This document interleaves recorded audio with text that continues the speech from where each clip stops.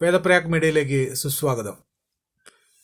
ക്ഷേത്ര ദർശനങ്ങൾ ഏറ്റവും പ്രാധാന്യം ഭക്തജനങ്ങൾ കൊടുക്കുന്ന സമയം നിർമ്മാല്യ ദർശനത്തിനാണ്. എല്ലാ ക്ഷേത്രങ്ങളിലും തന്നെ നിർമ്മാല്യ ദർശനത്തിന് വളരെ പ്രാധാന്യമുള്ള ടൈമുമാണ്. ഈ നിർമ്മാല്യ ദർശനത്തിൻ്റെ പ്രത്യേകതകൾ എന്താണ്? എന്തുകൊണ്ടാണ് നിർമ്മാല്യ ദർശനം ഇത്ര പരിപാവനമായിട്ട് കാണുന്നത്, വളരെ മോക്ഷദായകമാണ് എന്ന് പറയുന്നത് എന്തുകൊണ്ടാണ്? നിർമ്മാല്യ സമയത്ത് തലേ ദിവസവും ഭഗവാന് ചാർത്തിയിട്ടുള്ള എല്ലാ പുഷ്പങ്ങളും എല്ലാ ആടകളും എല്ലാ സംവിധാനങ്ങളോടും കൂടി ഇരിക്കുന്ന ഭഗവാനെയാണ് നമ്മൾ പിറ്റേ ദിവസം രാവിലെ ദർശിക്കുന്നത്. യാതൊരുവിധ പൂക്കളോ കാര്യങ്ങളോ ഒന്നും മാറ്റാതെ, അലങ്കാരങ്ങളോ ഒന്നും മാറ്റാതെയാണ് നമ്മൾ ഭഗവാനെ കാണുന്നത്. അപ്പോൾ തലേ ദിവസം ചെയ്ത പൂജയുടെ ഭാഗങ്ങളും പൂജയുടെ കാര്യങ്ങളും എല്ലാം ഭഗവാനിൽ തന്നെ നിൽക്കുന്നു എന്നുള്ള സങ്കല്പമാണ് പിറ്റേ ദിവസം നമ്മൾ രാവിലെ കാണുന്നത്.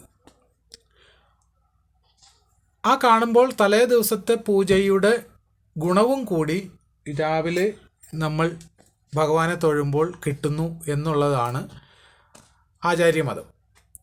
അതുകൊണ്ട് തന്നെയാണ് നിർമ്മാല്യ ദർശനത്തിന് വളരെയേറെ പ്രാധാന്യം ഉള്ളത്. ഈ നിർമ്മാല്യ ദർശനത്തിന് ശേഷം ഏകദേശം ഒരു 10-15 മിനിറ്റാണ് നിർമ്മാല്യ ദർശനത്തിന് സാധാരണ ക്ഷേത്രങ്ങളിൽ കിട്ടുക. അത് കഴിഞ്ഞ് കഴിഞ്ഞാൽ പിന്നെ ബാക്കി കാര്യങ്ങളിലേക്ക് മേൽശാന്തിമാരൊക്കെ കടന്നിട്ടുണ്ടാവും, പൂക്കൾ മാറ്റിയിട്ടുണ്ടാവും, ആടയാഭരണങ്ങൾ മാറ്റിയിട്ടുണ്ടാവും. അത് കഴിഞ്ഞിട്ട് ഓരോ ഭഗവാനും കൊടുക്കേണ്ട കാര്യങ്ങളിലേക്ക് നീങ്ങിയിട്ടുണ്ടാവും, ഓരോ സ്ഥലത്തെ താന്ത്രിക കാര്യങ്ങൾക്ക് അനുസരിച്ചുകൊണ്ട്. നമ്മളീ പറയുന്ന കാര്യം എല്ലാ ദിവസവും പൂജയുള്ള ക്ഷേത്രങ്ങളിലെ കാര്യമാണ് ഈ പറഞ്ഞത്.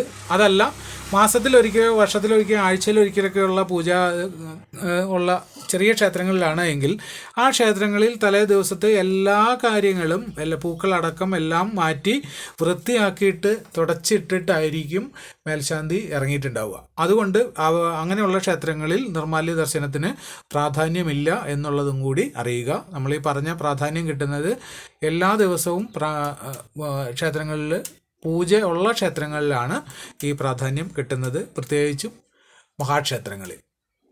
ഓം നമോ ഭഗവതേ വാസുദേവായ നമ. ഓം നമോ ഭഗവതേ നാരായണായ.